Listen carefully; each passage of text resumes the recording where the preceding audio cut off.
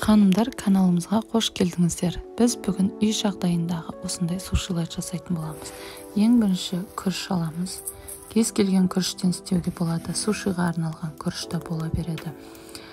Тазартып, ішін жуып, барлық крахмалын кетіріп жуып аламыз. Одан кейін күріштен сәл асырып су құямыз да оны отқа қоямыз.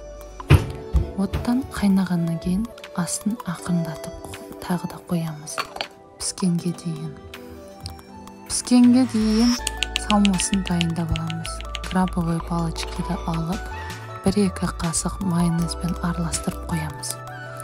Одан кейін күрішіміз дайын болғаннан кейін 50 грамм сушиға арналған уксусты алып, күрішімізге саламыз да, оны араластырып тағы да дайындап қоямыз.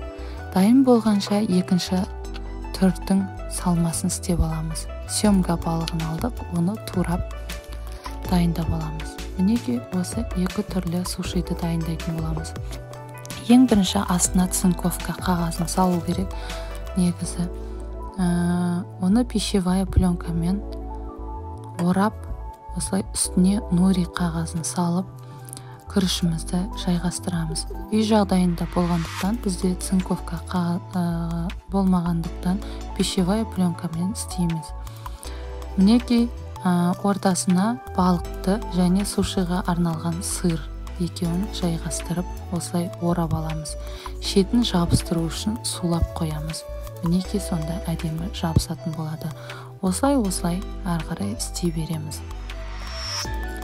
Екінші түрлі, мінеки ортасында сушиға арналған сыр және крабовый палочкидан екінші түрлісін істеп қоямыз. Осылай балаларға тіпті мәз болады, осылай жасап берсеңіздер. Енді ары қарай қуырылған түрін көрсететін боламын. Бір жұмыртқаны осылай жарып, араластырып, сушиімізді аламыз да, бірінші ұнға аунатып аламыз.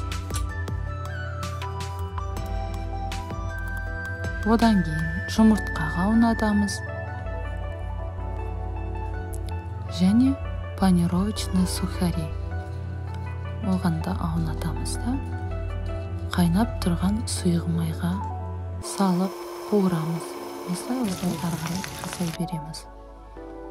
Мінеки біздің екі түрлі сушиіміз дайын болды. Оларды кесіп, арнайы тәрелкеге салып қоюға болады.